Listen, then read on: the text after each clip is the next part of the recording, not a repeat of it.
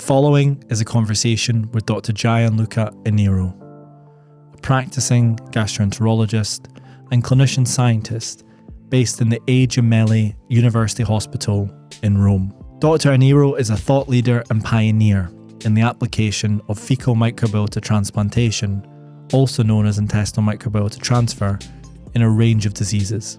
This is Inside Matters. My name is Dr James McElroy. I hope you enjoy it. We'll get you some water, my friend. You enjoying Scotland? Yeah. It's Any whiskey yet? No, still not. Tonight, I'm sure. Yeah, tonight you will be at the. I will be there. Yeah. Okay, yeah, great. So we can have a whiskey tonight. And I will. So we can discuss even with Francesco, with Nicola Fellow. Yes, let's definitely do that. Yes, of course, because he was speaking yesterday. I'm looking forward to it. And basically, Richard Hansen they were drinking last night with Morgan Langell. He said, James, you come here. I said, no, I can't. I'm just worried that they're going to be having lots of whiskey. And I can't have a lot of whiskey. I just feel bad the next day. Yeah. Low tolerance. But the atmosphere was incredible. Last night? No. Today. In the afternoon. I was in the restaurant of the hotel. Yes. The radio played Don't You Want Me, Don't You Want Me, baby. It's a typical English, Oh, gosh. a typical English song of the 80s. Yeah. And so with dark electronic pop. Yeah. And everyone was dancing. In the screen, the BBC with the notice about the Queen. Yeah. And I was eating an omelette. So it was so English, so British. And I say, wow. Oh, man. I'm glad you're having a good time. But bringing us to microbiota. Tell me about your journey into the field. Oh, I come from a school that has been always into probiotics and before into bugs, because my school at the Catholic University, school of Professor Gasparini, was into Helicobacter. He's one of the first that was into Helicobacter pylori. And after Professor Antonio Gasparini started his interest in microbiota and probiotics, but at that time, the people who were into microbiota and probiotics were considered a kind of freaks because there were no big data, there were no big papers. So basically, it was difficult to follow this field. Right. But I remember that there was a paper in gastroenterology. There was not such a complex paper. It was a 79-patient retrospective cohort from Finland, from Iiro Mattila. Patient with Clostridium difficile infection treated with the FMT. And I remember that I was with my mentor, that was Giovanni Camarota, that you have known. I have met him. You have met. And he said, I was a trainee at the first year of training, of postgraduate training in gastro. And he said, look, we have to do this. This is the future. Oh, okay. Yes. What year was this, roughly? Sorry? What year was this, roughly? It was 2012. Yeah. Or 13, I don't remember. So it was 10 years ago, basically. Right. And, I was surprised because I had in my mind, my pathway was totally different before this, because I said I want to become an endoscopist, an advanced endoscopist, go abroad to learn a technique and come and do this. But then I realized I had an opportunity, a kind of bet to do. And I was just betting on this. And instead of going abroad, I decided that I had to stay in my unit, in my place, to help building this FMT center, we started as anyone that wants to approach a kind of field. You start publishing a review article. It's a kind of you start publishing a review article and then building some data to publish them original papers. But in the meanwhile, you can start some review article. Right. And we published a systematic review because I was also into systematic review meta-analysis. And what is that, just for the listener? A systematic review basically is a kind of review of the literature when you systematically search all the terms that are close to the field that you want to get in, and then you collect all the data. So if you find 10, 15, 30 studies, you say, we have 30 studies, one is from UK, one is from Italy, and blah, blah, blah. We have a total of 100 patients, and so on. So it's a description of what is published, but very systematically. Right. So it's a very good power also on a methodological point of view. Got it. And you sift out all the papers that are not relevant and that don't meet the criteria. Yes. So you've got a group of papers that meet an a priori set of parameters, essentially. Exactly. Yeah. And it was really cited. It was probably my most cited paper. Really? Yeah, it has more than 300 or 400 citation. I don't remember. Yeah. Well, and it wasn't published in a big journal. It was a journal of 3 impact factor at that time. Right. But it was really one of my most successful paper. Wow. And then meanwhile we had also a kind of we built the FMT story. So with the collaboration of our microbiologists that were really keen on doing it. And this is a tip that I tell for whoever wants to build an FMT center. You should have a microbiologist who's supportive. Gastroenterologist, microbiologist, maybe an infectious disease doctor. Yeah. But then I will also tell you, we have also built a pathway, a clinical pathway for Clostridium difficile, and we are included together with the infectious disease specialist. So right. We have a multidisciplinary decision on who should do the FMT, who should do the antibiotic therapy every time. Got it. So it's really, really important to have all these figures together. You cannot do anything just alone. Got it. And, we published the first randomized controlled trial of FMT by colonoscopy versus vancomycin to cure the Clostridioides.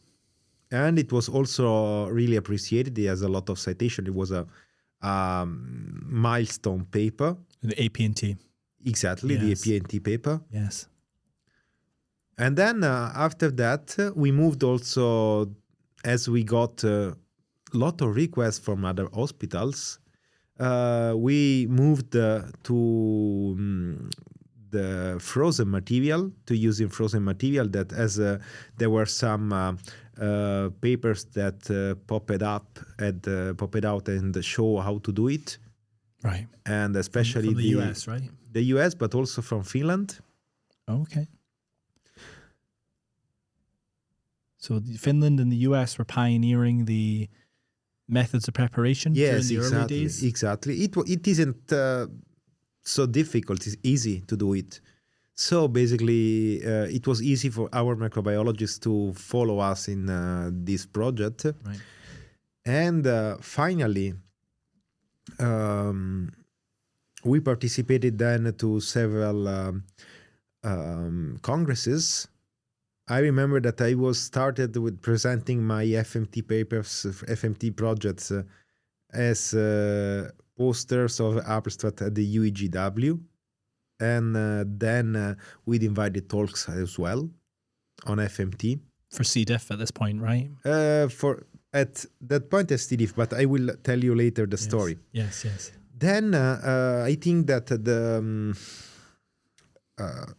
most the apex of this C. diff story, we did it with the two main achievements.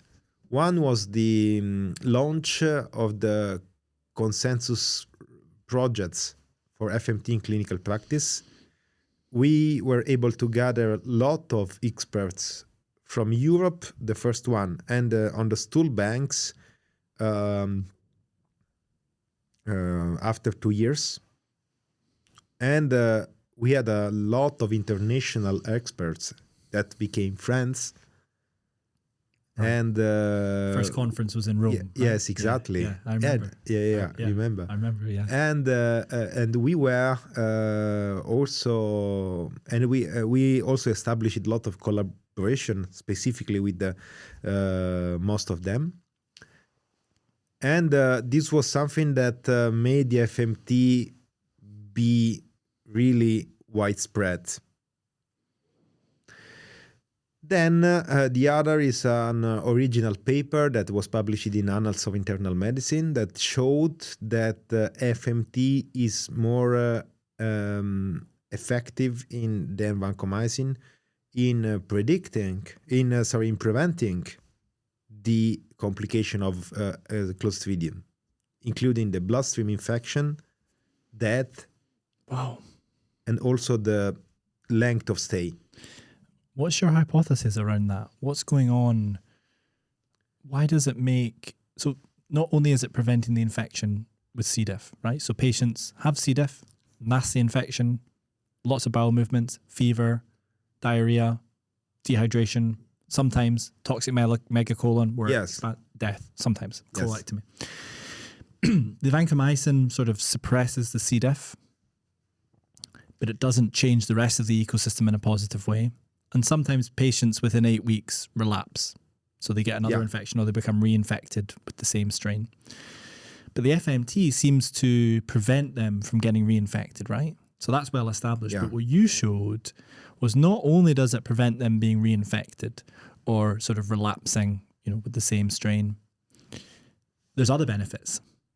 So bloodstream infections, death, so on. What's going on there? What's your thinking? My feeling is that restoring a healthy microbiome increases. There are two reasons. One is the biological reason. So restoring a healthy microbiome reduces the inflammation, reduces the risk of translocation of other bacteria or fragments, and reduces the length of stay, accelerate the process. So basically, it decreases the likelihood of death from any cause.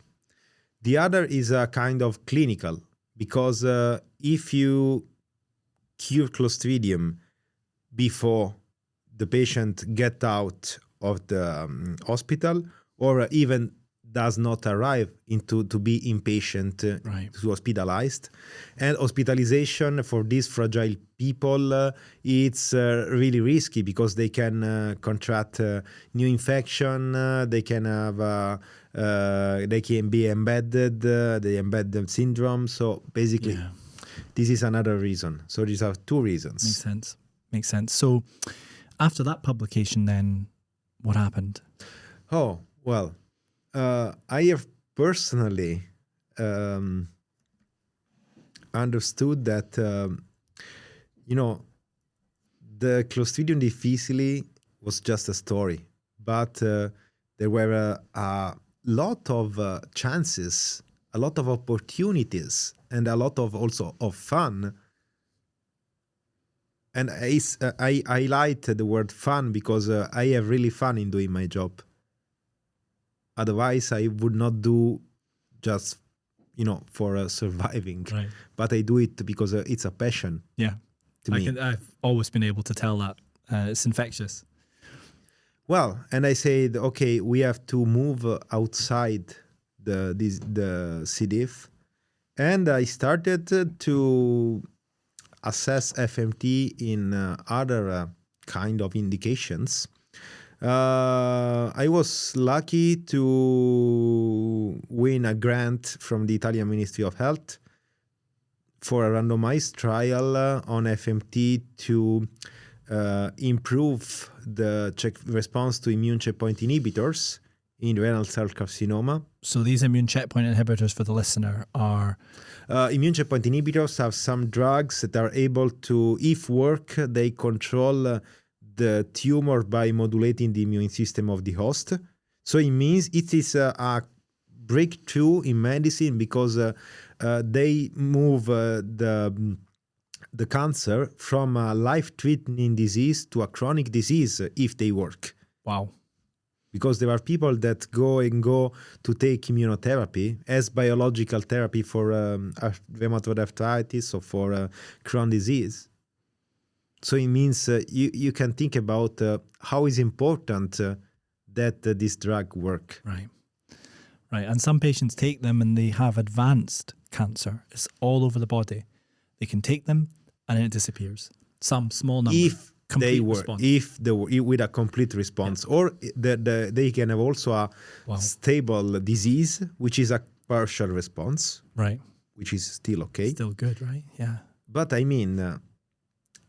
this is really important, and while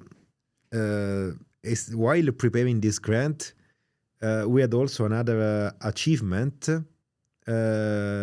We studied the efficacy of FMT in another randomized trial for the diarrhea that came up after the tyrosine kinase inhibitors. Another cancer drug, right? Another cancer drug. You know, these drugs can give diarrhea as a main side effect. And some people, a considerable part of people, even 40-50%, have to block totally or have to interrupt temporarily the drug because of this. So think about in their natural history of their fight against cancer, how it can be treatful. Right. Absolutely. So they stop taking the drug. Yeah. While we discovered that FMT is significantly, and for the audience, significantly means that is statistically significant, significantly more effective than placebo in curing, in resolving, or at least reducing to a tolerable amount the diarrhea for up to 2 months after the transplant. Wow. And it was important to me, because it was my first paper of FMT outside the Clostridium, and it was my first big paper in a translational journal, which is Nature Communication. High impact journal, right? Yeah. So the findings with tyrosine kinase and FMT, was that a surprise to the research group? And also, how might that impact on cancer patients around the world? I think that this should be. It was nice because we had a kind of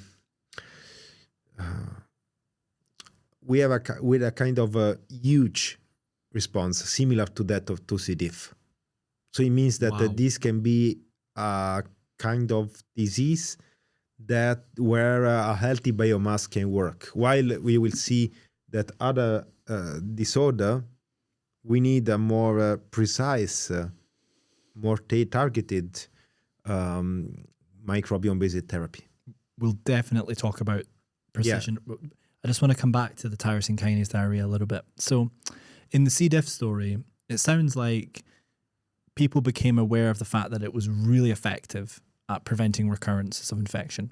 And then some of your work has shown that actually there's other benefits. It's not just prevention of recurrence of infection, there's other wider bodily benefits. Is that the same in the tyrosine kinase inhibitor story? Are there, in addition to stopping diarrhea and therefore improving adherence to the treatment regimen. Do you think that there's other wider benefits? And if so, like, have we proven any at this point in time? Yeah, we had, it was also significant difference between those who stopped or suspended the therapy and those who not. Wow. Okay. So should all patients taking tyrosine kinase inhibitors have FMT?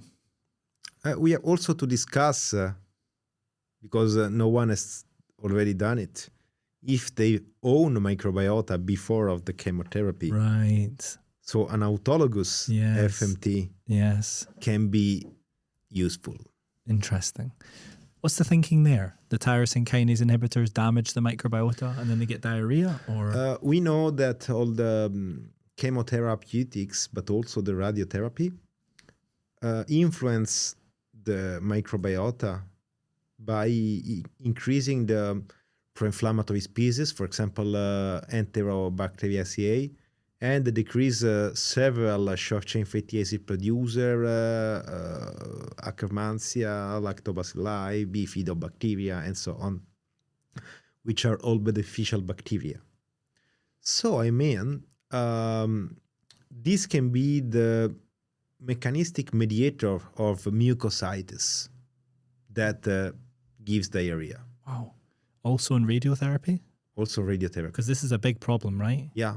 I used to work in the children's hospital. Yeah, I remember. Some kids had really bad sort of radiation-induced problems. Yeah, but think about it. The radiation burns the cells with the fastest turnover, which are the intestinal cells.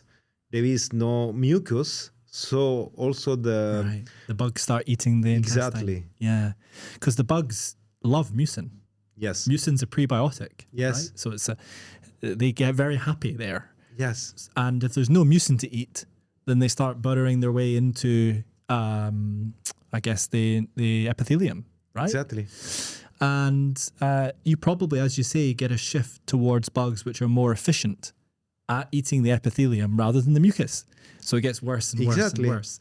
So what we're saying here is, well, these are known effects of radiation and chemo, but we can maybe make them better or reduce the effects through either giving someone an FMT from a healthy donor, the allogeneic, or, as you've just touched on, banking their material before the treatment. I think that... is that the future? I don't know. It can be tricky, but that could be an option. Yeah. So is your group doing some work on the autologous at the moment? We have some plans about this. Very interesting. Good. So on immunotherapy then, what have we seen as a field? We have discovered that there are several papers out that some microbial signature are associated with response or with the loss of response to immunotherapy. And this is why, because the microbiota is a huge influencer of the immune system, and this is why it happens. So the story is, and this was also supported by my studies, if I give an FMT from a responder to immunotherapy, what will happen to the patient, the recipient, who does not respond? They get better, or in some cases, they respond. I still don't know, because this is I'm running a double-blind randomized trial, so I still don't know. But the studies that have been published to date have been quite compelling. Yeah, there are a couple of studies published very well in Science, both in Science, and show this. Yeah. So the question is, in those studies, they took microbiome material from the responders and the long-term responder. Got it. And they moved them into the non-responders. So I think the question we all have is, does it need to be microbiomes from a responder, or can it be microbiomes from a healthy, unrelated donor? because there's something feels not quite right about moving microbiome from someone who has cancer, because that's a problem that could be microbiome mediated, into someone else. Well, do you see what I'm saying? Yeah, this is a tricky issue, but I can say that you can be healthy and have not that profile. Well, let's touch on that then. I find that fascinating. You can even be, you can be be a responder, but this may happen for some other reasons. But basically,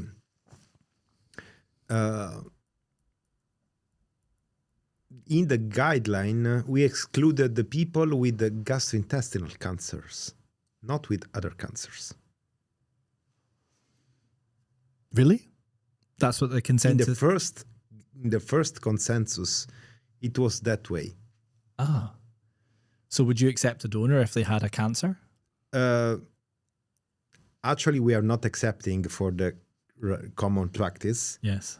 But for this specific trial we are doing, because there are already, a couple of papers published very well that show the effectiveness on this.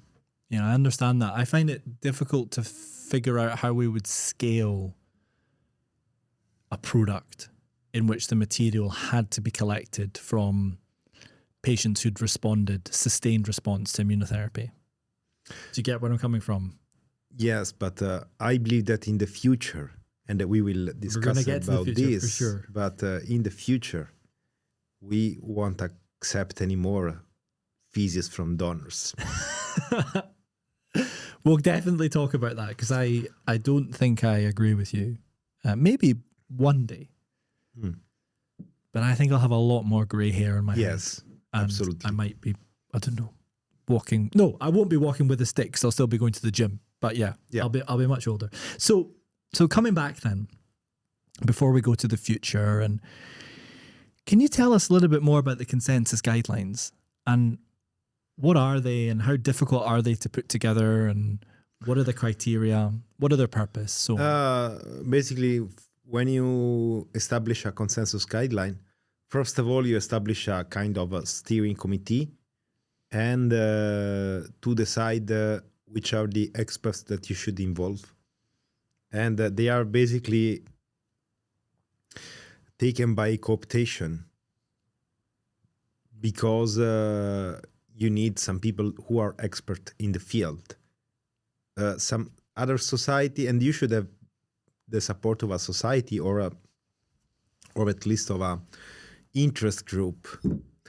Then you can even launch a call for experts, as some societies do, and then you have to review the CV of the candidate to see if they fit the expertise that you need. Then you have to divide. Usually we prepared an outline of a structure of the consensus with the questions that should be addressed.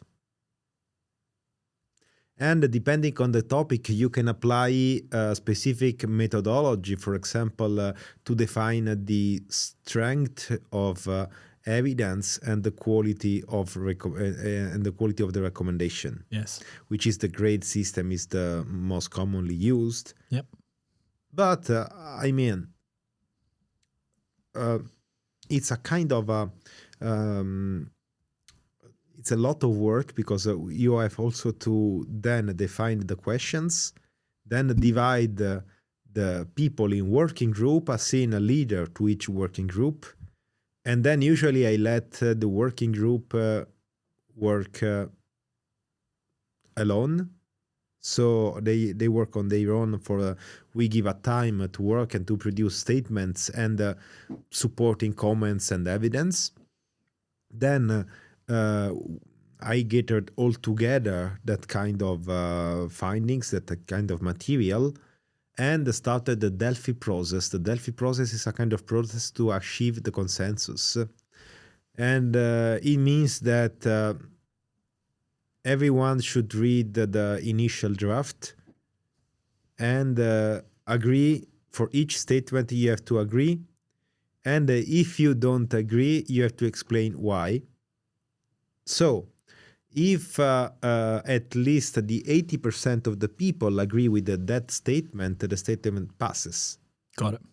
If there is less than 80%, so you have to change according to the suggestion of the who did not agree, and send back to all the people again until you don't achieve the consensus for the all statements.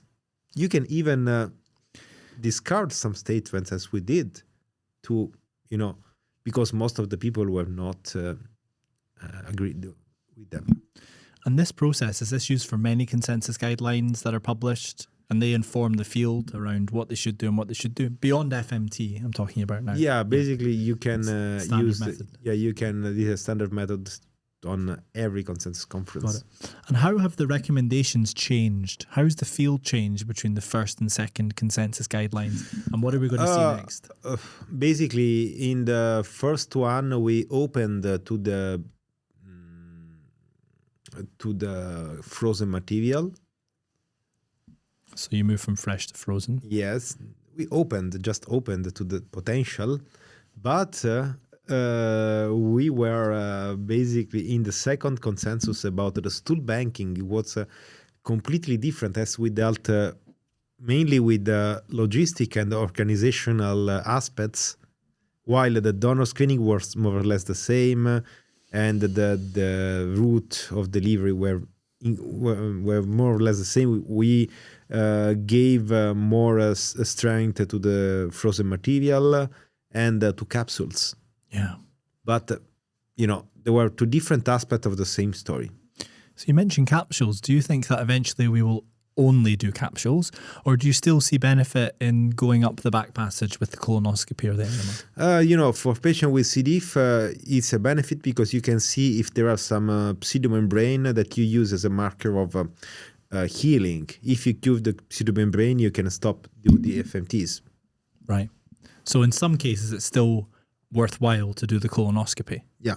Any other indications? Well, probably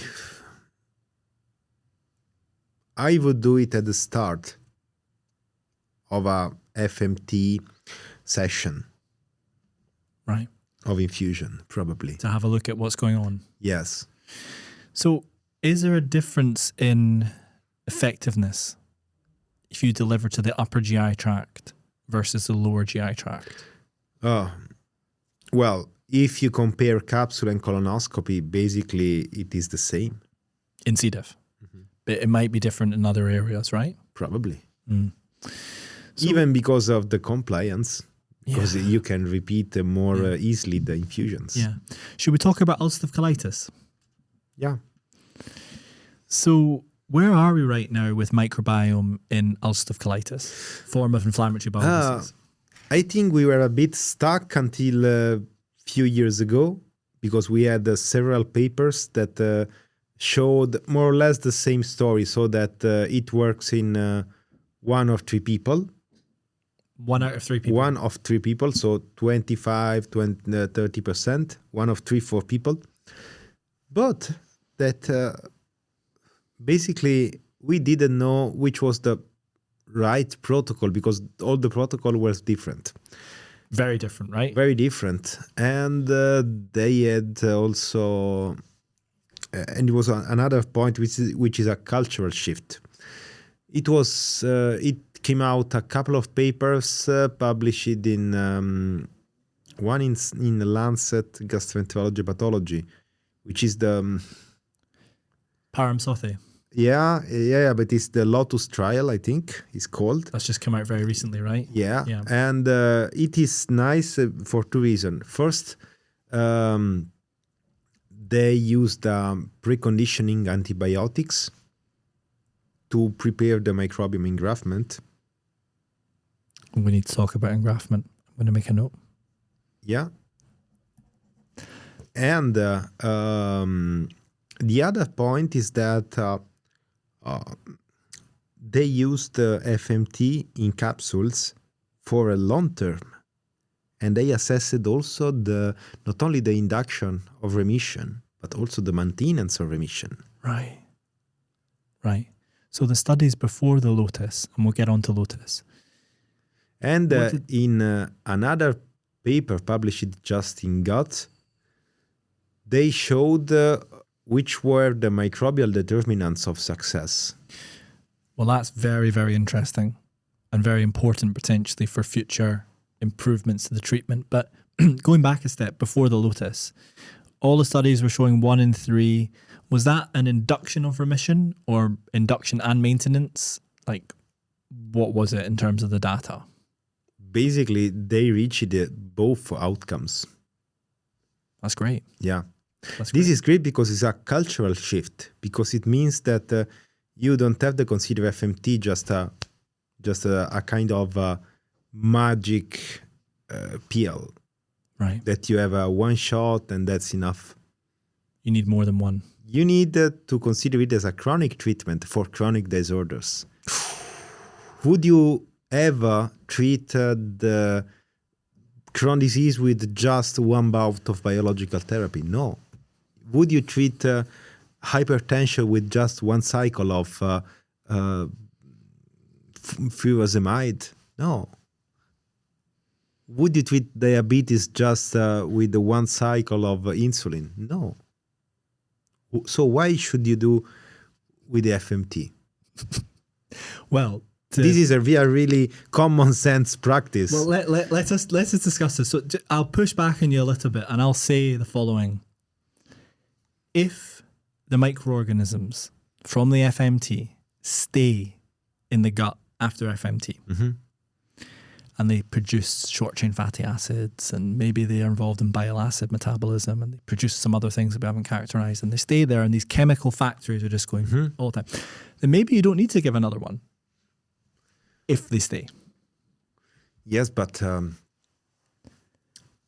basically, the nature of our microbiome is to keep back. I hear you. So basically, if you see all the engraftment studies, they show that at some point, the microbiome of the recipient comes back. It's like the empire. Oh, man. So for the listener, engraftment means? Engraftment means that the microbiome of the donor colonizes the gut of the recipient. It's like, imagine they are some aliens that are colonizing another planet. Yeah. So engraftment means? You know that there is this is interesting. There is a street artist called the Space Invader. Okay. Then he produces some mosaics of aliens which resemble bacteria.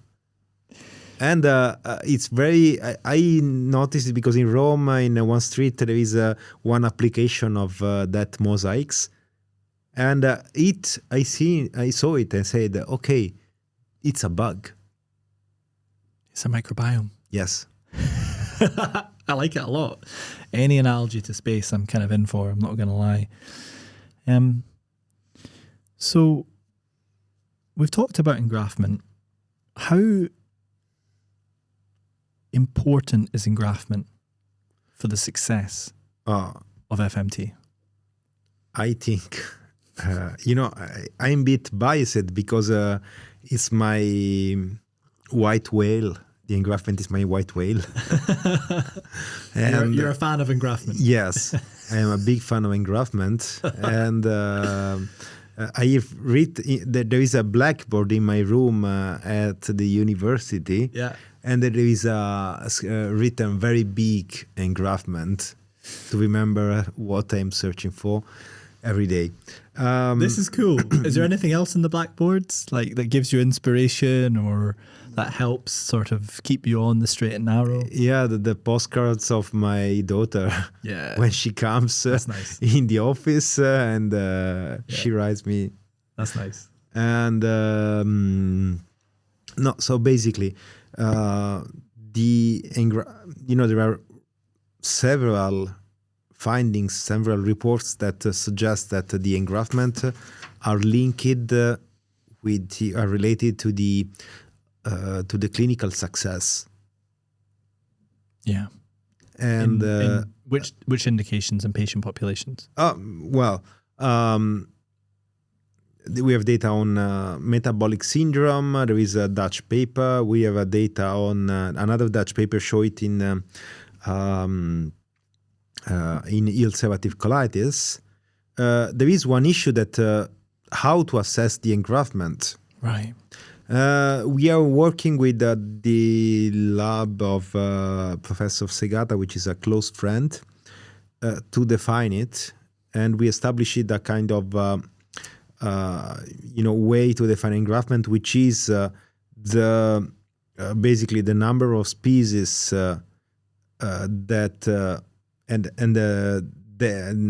are able to identify them because they have a lab of computational metagenomics, so they are able to identify if the strain, not only the genus of the species, are able to transfer.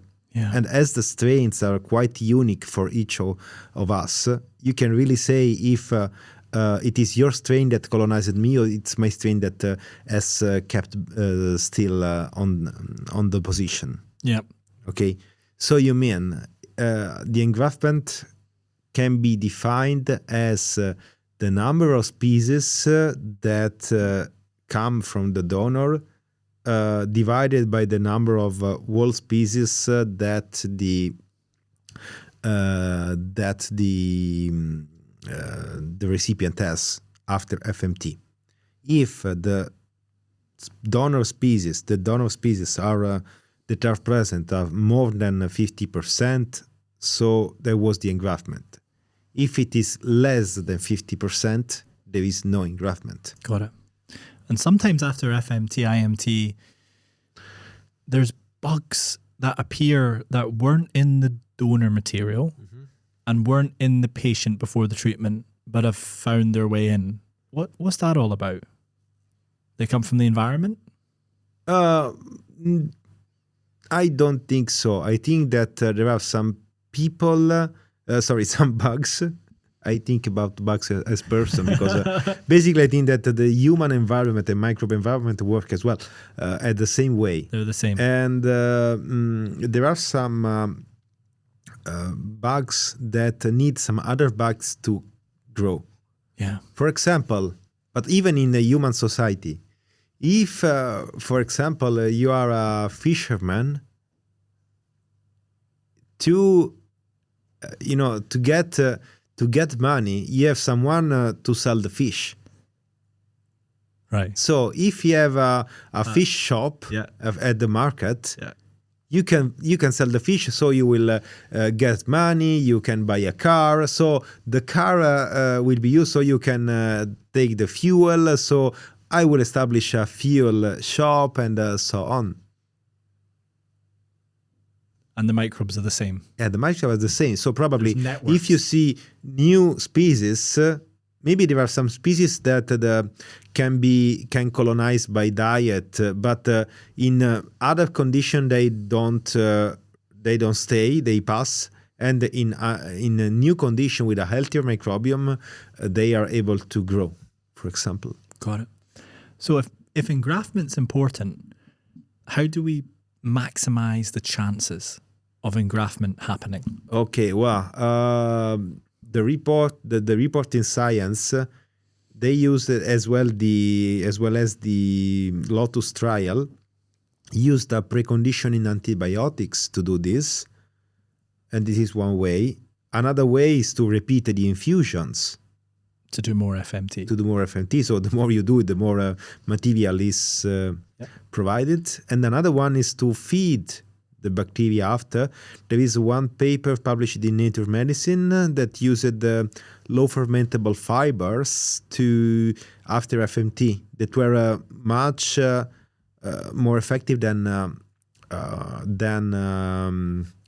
highly fermentable fibers in ameliorating the metabolic syndrome parameters and in improvement, having a good engraftment. Wow. What's your thoughts on giving patients antibiotics before treatment if they don't need them to treat an infection?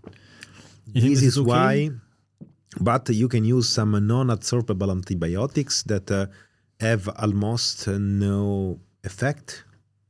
Yeah. For example, the vancomycin against gram-positive, or rifaximin or neomycin against gram-negative.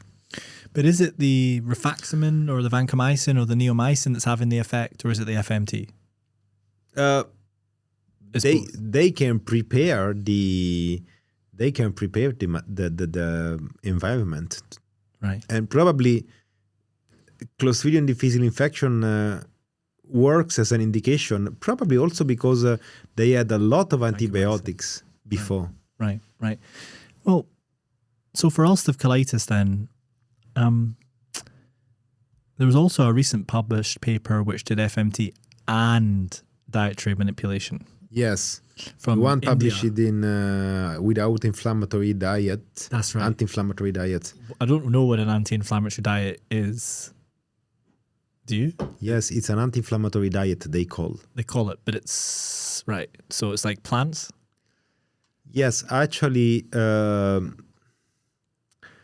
I think it's not reproducible because they used rural donors, so with a completely different microbiome, probably. They use donors from rural areas. Very interesting. But they might have higher diversity? Probably. They might have better microbiome? Exactly. Very, very interesting. So should we be collecting lots of material from the Amazon? They've never had antibiotics for generations. They live in the earth and the dirt. Exactly. So should we be collecting their stool? But have you ever been in India? I have not. No, but I had. And you had diarrhea? I had. No, and I think that you cannot take the microbiome of a donor from the big cities because there is a lot of pollution. Yeah. The life is really stressful. Yeah. But what I'm saying is, if the Amazonians have higher diversity, should we be not trying to collect as much Amazonian stool as possible? Is that the best donor material, or does it, like, it's more nuanced than that? This would be, I think, really unethical. Unethical. Why? Because they have their own structure, they have their own environment. I see what you're saying.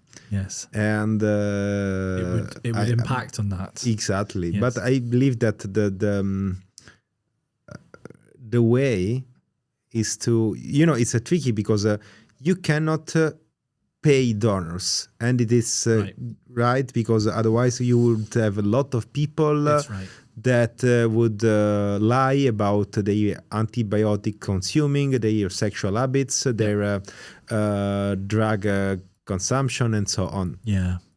Just to have the money. And there's a heavy element of donor trust. Yes. Still. Same in blood. The same in blood, exactly. But for stool, I mean, for stool is even higher, because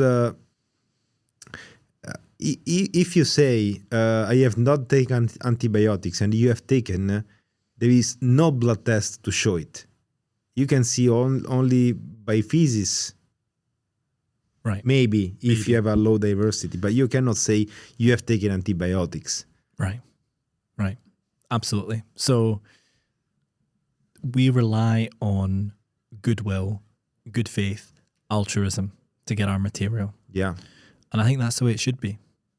Yes. Certainly within the guidelines that you've been involved in producing, it's always been the case. Yes. Donors must be unpaid. People might be listening to this and they might be saying, I kind of want to be a donor. But how many people out of 100 would actually qualify as a donor? I think that there is a huge... the selection is very tough. Tough, right? Because you have to pass some questionnaire that basically let us discard most of the people. Yeah. the lab exam, and including also the COVID, as we updated the guideline recently. We defined also the a matter to check not only the donors but also the stools. And you have two ways. One is the quarantine, but another one is the molecular screening for pathogen. Yeah. And they check just the safety. They don't check the efficacy, or at least the reliability of the material. Yeah. How would we check the efficacy or the? At least if there is a good abundance, a good diversity. Yeah. If there is a good evenness. Yeah. At least with ecological parameters. Yeah. Then another parameter can be on taxonomical composition. If there is a huge predominance of specific bacteria, this is not possible, but the evenness would go down in that case. If there is too high presence of pro-inflammatory bacteria, if there is presence of fusobacteria which are connected to colon cancer, for example, I would rule out a donor. But we don't do that yet, do we? Yeah. That's the future?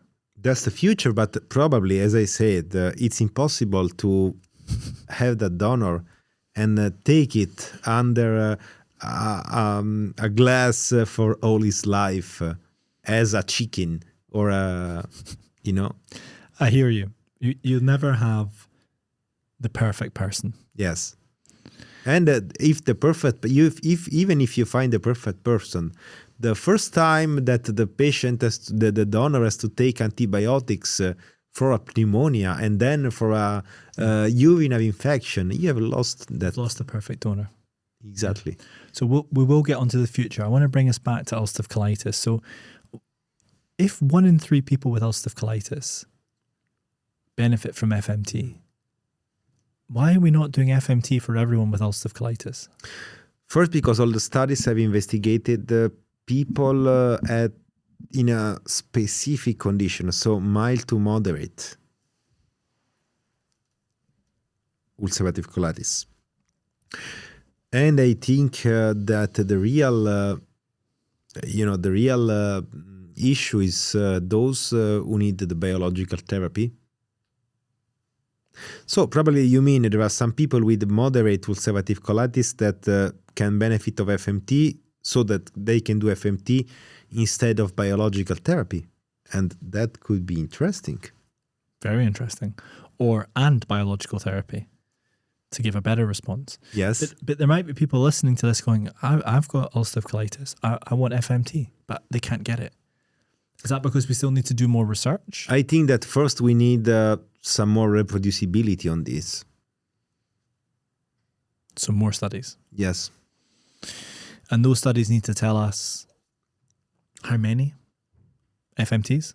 I think first FMT should be, ulcerative colitis is just a model for a chronic disorder. And I think FMT can first define the duration of the therapy.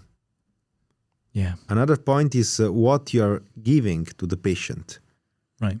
And if what you give is acting, is being is transmitted, is colonizing, is engrafting, and is acting.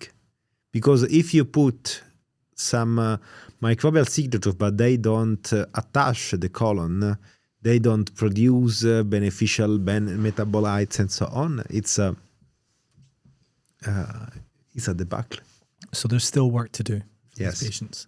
And are there lots of studies ongoing at the moment trying to figure this out? In general, Yes. or In UC in general, globally? yeah, in UC, I think that there are some lot of interest about the gut virome.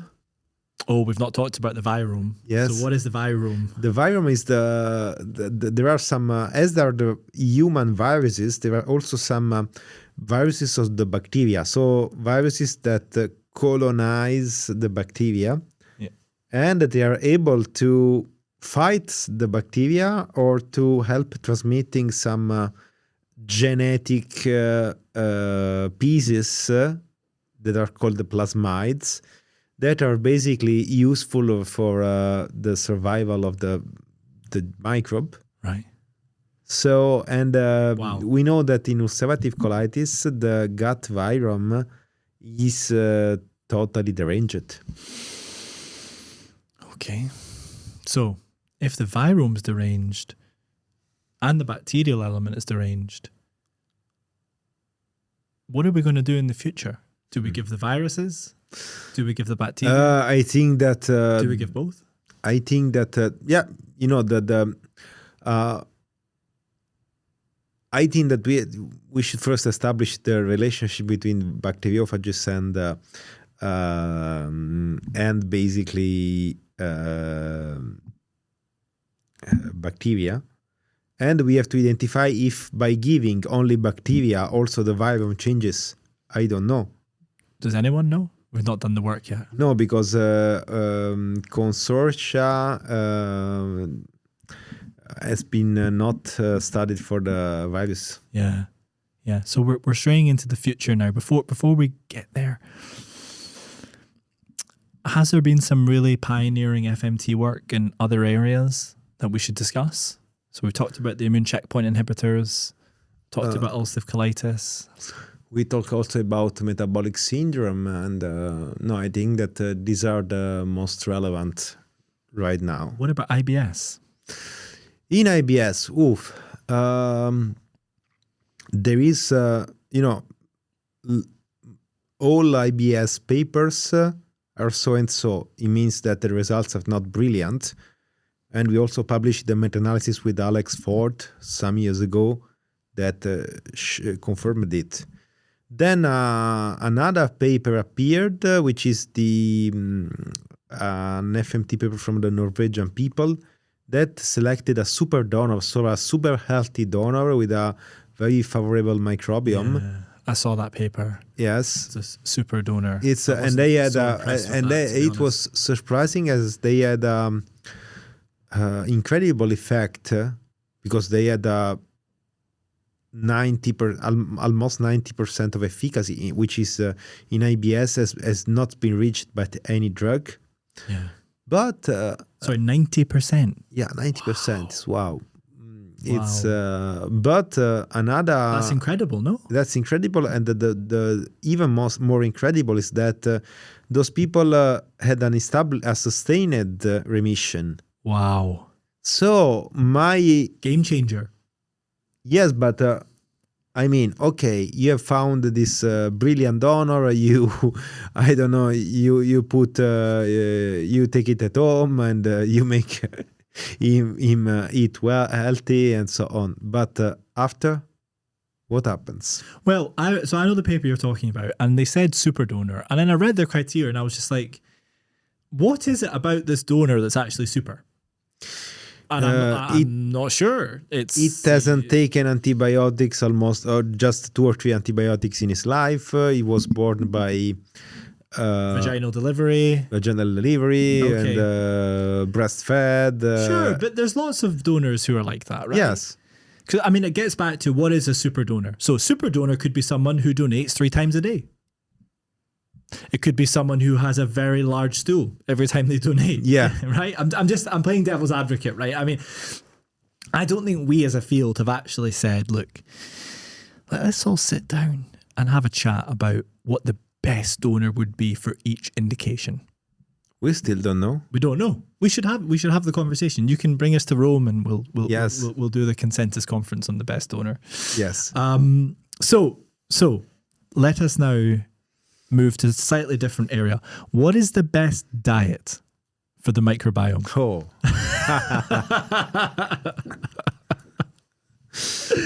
First of all, avoid the processed foods. So avoid all the industrial things. Avoid the classical Western diet with a lot of fats and proteins and refined sugar, and increase the fibers, which doesn't mean that it is healthy for the symptoms, because most of the patient go with IBS, go for a low FODMAP diet, which is brilliant to reach the remission of symptoms, but is very bad for the microbiota because it's very poor of fibers. And the fibers are needed to let the beneficial bacteria grow. Yeah, so when someone has a low FODMAP diet, are they essentially just suppressing the whole microbiome? Exactly. They're dampening it all down. It can't eat anything. So you're essentially feeding yourself, Yes. but you're not feeding your microbes. Yeah? So that seems counterintuitive though, right? Because everything else says eat more fiber. Yes. It's weird. Yes, but in fact, what I do in my clinical practice is in some people I give a low FODMAP of a low gluten diet because they reduce the symptoms, but just temporarily. Then I put, I send them to a dietitian, and with the dietitian, with my support of pharma therapeutics, or probiotics and antibiotics and so on, I basically ask the dietitian to increase gradually the fibers. Interesting. Love that. In Italy, I mean, I was in your clinic. Yes. Not as a patient, I just want to say. I was a very keen... As a visitor. Very keen visitor and a student learning from you. You almost have like a microbiota clinic. Yes. Don't you? It's like, and it's super cool. We don't have this here in the UK. So tell me about the microbiota clinic. Basically, it's not to see different patients, it's to see patient by a different point of view. So it means we first we use the sequencing to see how the microbiota of the patient is, and we connect basically its clinical history to its microbiome. Wow. Are they doing this anywhere else in the world, or is it mainly you're pioneering in Italy? I think it's pioneering, but I think that there are people that are the so-called microbiome clinicians that I think that can do it. There are few people in the world, but I think that I don't know if they do it, but I'm sure that they can do it. So how do they do it? They get the microbiome analysis, clinical history? There is a lot of microbial reporting, microbiome testing, but we use only selected one. We have a spin-off in our unit that does this, right? Which is reliable. Yeah. And then we check we check the report, and for example, if the patient has a small intestinal bacterial overgrowth, checked by lactulose breath testing, but has a prevalence of gram-positive, you cannot use an antibiotic to fight the SIBO, an antibiotic against gram-negative. Got it. Very interesting. So you're actually tailoring your antibiotic prescribing in this patient group. Wow. And for example, if you have a patient with amazing huge increase in fusobacteria and a huge drop in short-chain fatty acid producing bacteria, I give prebiotics and I eliminate completely the meat from the diet, because fusobacteria has an increased risk of colon cancer. And does that feed off the meat? Sorry? Does the fuso eat the meat, or is it just... basically they are putrefactive bacteria. They are oral bacteria, usually. Yeah. And you can find very highly them in the mouth of the vultures. Really? Because they eat the putrefied meat. Wow. Fascinating. This is so interesting for me. You mentioned probiotics in the context of the microbiota clinic, and prebiotics. So should we tell listeners a little bit about what they are and what your thoughts basically, are? Basically, the prebiotics, I start from probiotics. Probiotics are some bacterial strains that given in a considerable amount give a benefit to the health. And the prebiotics are basically some elements, some substances that feed the good bacteria and let them grow. Got it. And do you use both in your clinic? Yes.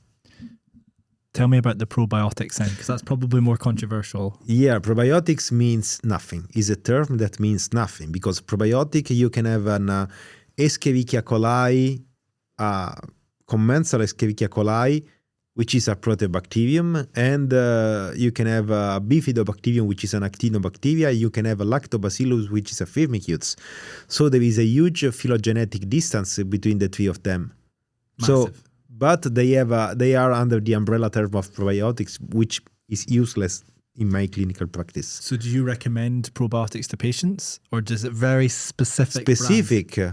Based on the strains. Huh. So what do you recommend then for the listener on probiotics? It depends. If you have, you know that the microbiota is very flexible. So if you give probiotics of a different phyla, you can lower the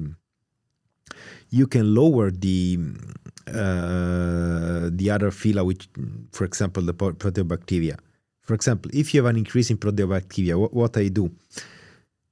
In people that have diarrhea, and these are the proteobacteria, it's full of pro-inflammatory bacteria that attack the intestinal wall and destroy the mucus. So first, I use an antibiotic therapy to erase them. Most of them are gram-negative, so you can use rifaximin or neomycin or some other drugs against gram-negative. The other point, to shift the proteobacteria, you can use first firmicutes based or firmicutes or actinobacteria belonging to microbes, for example, lactobacilli or bifidobacteria. And you can use a prebiotic as inulin to let all the big short chain fatty acid producing firmicutes grow. And finally, you can use some kind of beneficial Escherichia coli to outcompete, because you can use them to achieve a strain replacement. Yeah, because they compete for the same food. Mm-hmm. I see what you're saying. This is very cutting edge. I've not spoken to and anyone obviously else you have to find a good and experienced dietitian that knows how to increase also the fibers in that gradually. What you're talking about is personalized medicine. Yes. Isn't it? Personalized medicine in practice with the microbiome. And I think it's super cool. Should the general population be taking probiotics, in your opinion?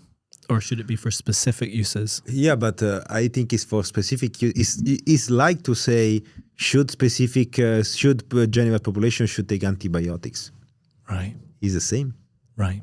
So all these off the shelf, you buy in the pharmacy or supermarket, probably not worthwhile. No. Yeah. Also, there's so much diversity amongst the microorganisms. It's like saying, you can just take 3 types of drug, which fall under the definition of drug, but they're very different drugs. The bugs are very different. So, the future. The future, whoa. The future, man. Tell me. The future has 2 words: reproducibility in time and space, and precision. Reproducibility, because you cannot think, as I told you cannot think about having a donor for the rest of his life, or unless you treat them as a prisoner, as in the movie of Jim Carrey, the Truman Show, is under a big in a bubble. Yeah, in a bubble. Yeah, you cannot take it. It's just like having someone to. It's like the Prometheus myth. Yeah. To let the liver grow again, and you have produced feces over and over. Right. It's not possible. It's not going to happen. It's like to have a chicken. But do you not think it's possible to just get really, really, really good at finding donors who are healthy? You do? Yeah, but finding donors and selecting is tough and is expensive. It's very tough. And is expensive. Not sure 100% agree with that one. How is it expensive? All the exam that you have to do, all the blood and stool exam, all the,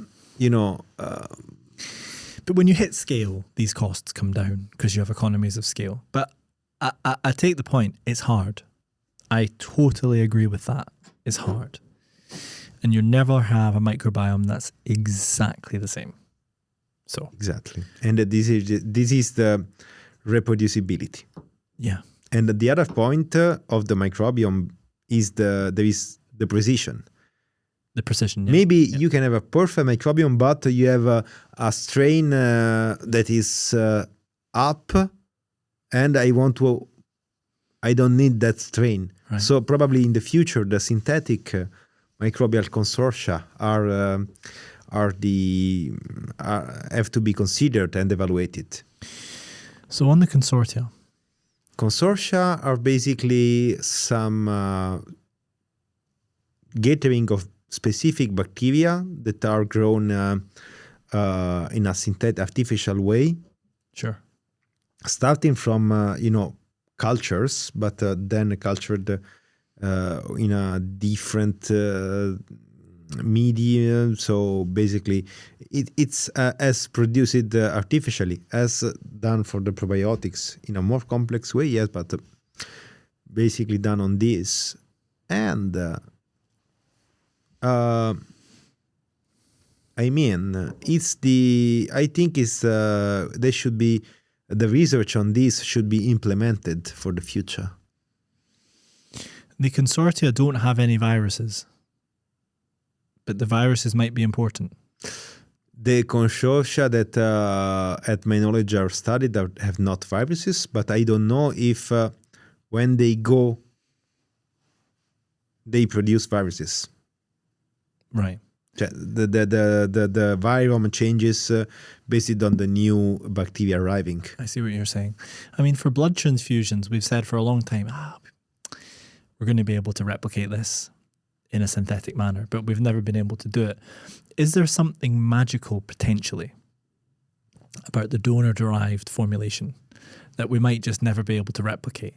The way the ecosystem is constructed, the ecology, and maybe the fact that there's so much complexity that it just works in a way that we don't understand right now. It's possible? I think that we will never reproduce the human part of the feces. The immune, the IgA, so the immune cells, the epithelium. I don't know how much it does work. So which is the human responsibility of the feces success in FMT? Right. I don't know. But the soup that the bugs produce and the other components of the microbial ecosystem, we haven't yet fully elucidated. No. But we need to do that, right? Yeah. To get the best consortia. Okay. So define consortia. Anything else from a diagnostic perspective, dietary perspective? I think that we have to give a cultural shift. We need the microbiome get into the mind and into the desks of clinicians. So right. I think that we have first to define which is the correct way to report, to do, and to report a microbiome testing in clinical practice. And we have to build evidence if it is worthy or not, if it changes and gives benefit to the common management of patients or not.